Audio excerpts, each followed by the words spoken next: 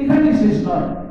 কিয়ামতের দিন আল্লাহর নবী বললেন, কিয়ামতের দিন একজন মানুষ যখন বিপদগ্রস্ত অবস্থায় থাকবে,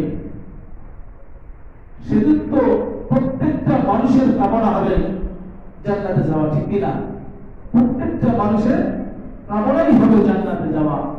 কিন্তু মানুষ পাপের কারণে, গুনাহের কারণে অকারণে অনেকে জান্নাতে যেতে পারবে না। কিছু দূর যাবে, যা পথ থেমে যাবে।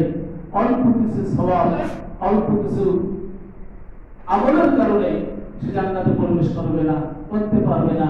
আল্লাহ রাসূল বললেন, এমন একটি সময় মানুষের সামনে যখন পৌঁছে যাবে, ওই মুহূর্তে মানুষের উপকারের জন্য, জান্নাতে যাওয়ার জন্য দুইটা জিনিস তার উপকারে আসবে।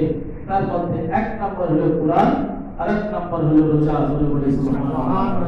তাহলে রোজা এমন একটা ফরজ জিনিস যা আপনার জান্নাতে যাওয়ার জন্য, রোজা এবং কোরআন এই দুইটা জিনিস আপনার জন্য সহায়ক হয়ে যাবে।